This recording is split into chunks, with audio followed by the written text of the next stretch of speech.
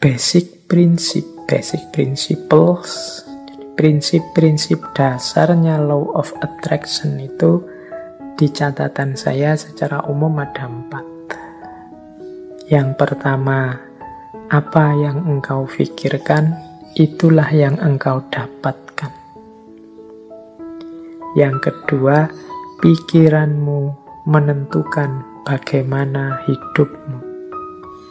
Yang ketiga, pikiran yang positif akan mendatangkan kehidupan yang positif.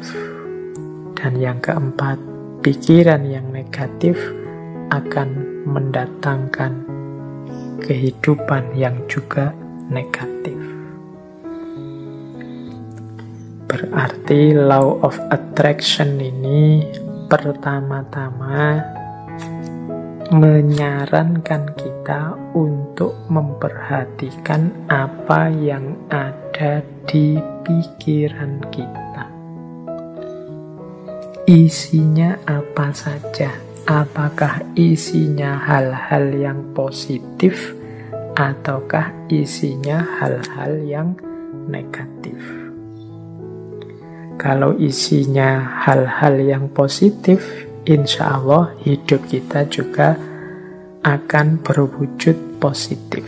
Kalau isinya hal-hal yang negatif, ya wajahnya hidup kita adalah hidup yang negatif.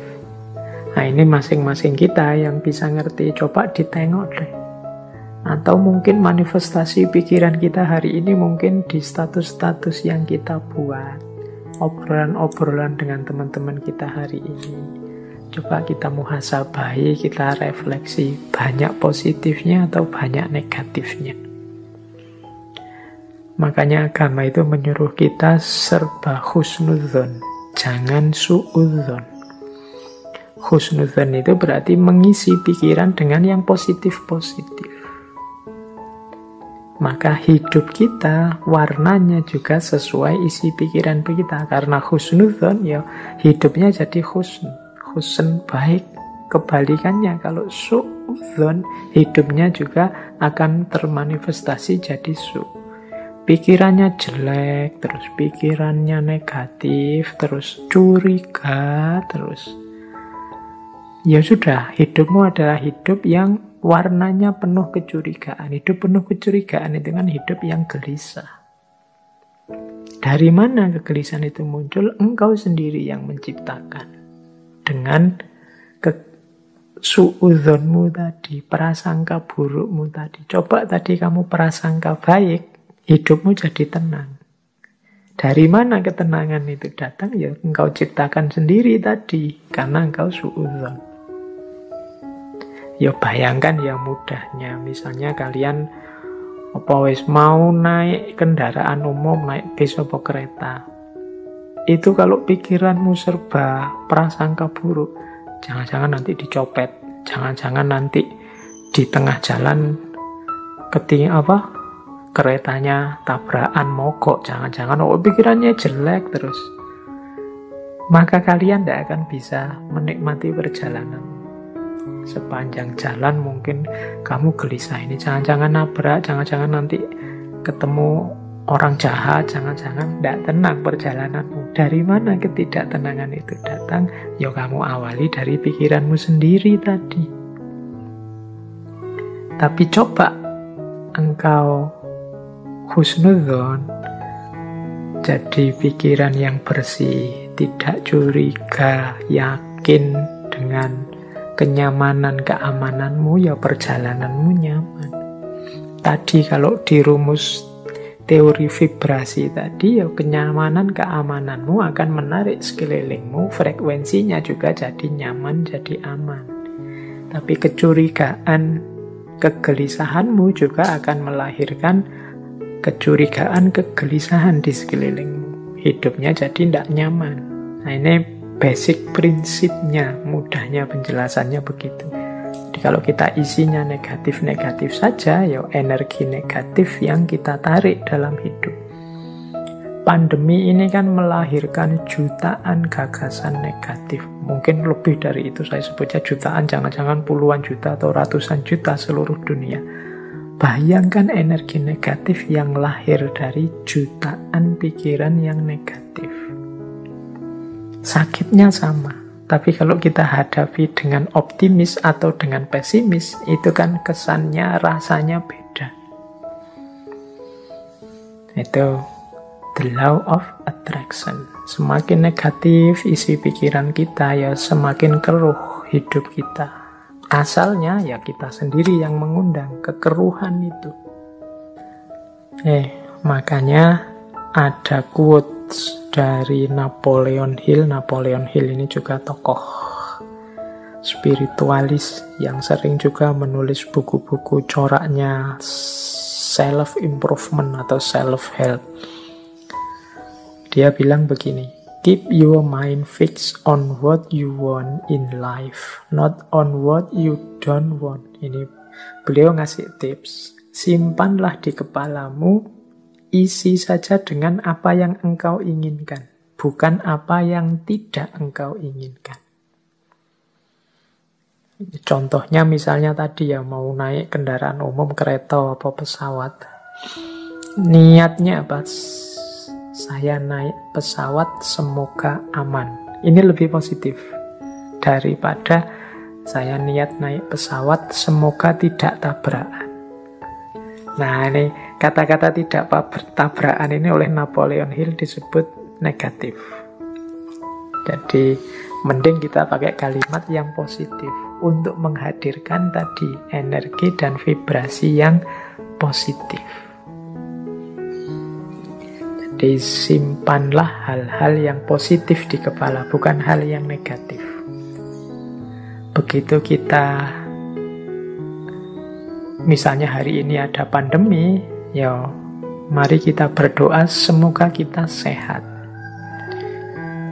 Bukan fokus pada semoga penyakitnya tidak menyerang kita. Itu ada tidaknya. Tidak itu mudahnya didefinisikan sebagai negatif.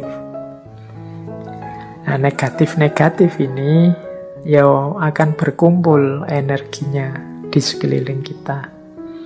Jadi lebih baik menggunakan kalimat yang positif. Insya Allah Indonesia akan berhasil mengatasi pandemi ini. Insya Allah upaya yang dilakukan pemerintah akan sukses. Nah, ini menghindari kalimat-kalimat yang negatif. Jangan-jangan meskipun sudah begini masih belum sukses. Jangan-jangan itu kalimat-kalimat kekhawatiran, kalimat-kalimat negatif akan berpengaruh. Jadi kuncinya the law of attraction itu hindari pikiran-pikiran negatif, hindari pernyataan-pernyataan yang negatif. Karena itu akan menjadi kunci hadirnya energi-energi yang negatif di sekeliling kita. Itu ada quote juga yang saya bawa dari Henry Ford. Teman-teman mestinya kenal tokoh ini. Ini berhubungan dengan otomotif ini, Henry Ford. Ada quotes yang terkenal sekali dari Henry Ford ini. Whether you think you can or you can, either way you are right. Apakah engkau menganggap dirimu mampu atau tidak, dua-duanya benar. Kita kan sering menggunakan kalimat-kalimat yang mengekspresikan ketidakmampuan diri. Aku ndak bisa baca loh, aku ndak cakep loh, aku ndak bisa ngomong di depan publik loh, aku ndak bisa menari, aku ndak bisa berenang, aku ndak bisa menyanyi. Ya sudah, karena kita sendiri deklarasi kita ndak bisa, ya akhirnya ya kita memang ndak bisa. Padahal kalau mau kita bisa kok. Saya ndak bisa Pak ngomong di depan orang banyak, jadi ya iso. Cuma karena sudah merasa ndak bisa, ya selesai dengan ketidakbisaanmu. Saya ndak bisa Pak kalau harus menyanyi itu, saya menyanyi itu trauma sekali. Mungkin ya bisa, kalau kamu mau belajar tetap bisa. Semua orang mungkin ya bisa nyanyi. Cuma ya karena ndak mau saja, akhirnya ya memang ndak bisa beneran. Wah, matematika itu saya ndak bisa Pak. Wah, filsafat itu apalagi Pak, yang saya ndak bisa. Ya sudah, engkau menganggap ndak bisa, ya engkau ndak bisa. Kalau kamu percaya engkau bisa, pasti engkau juga bisa. Jadi whether you think you can or you can't, either way you are right. Kamu anggap dirimu bisa, ya benar. Kamu anggap dirimu tidak bisa, ya benar. Karena tadi terlanjur kamu anggap dirimu tidak bisa, ya sudah, berarti kamu memang tidak bisa. Padahal sebenarnya kalau kamu sadar bahwa engkau bisa, ya sebenarnya engkau bisa. Saya matematika tidak bisa, Pak. Sebenarnya ya engkau bisa, tapi engkau menolak untuk bisa saja. Saya bahasa Inggris itu tidak bisa, Pak. Ya janjane ya iso, cuma kamu menolak saja untuk bisa. Kalau mau belajar pasti bisa.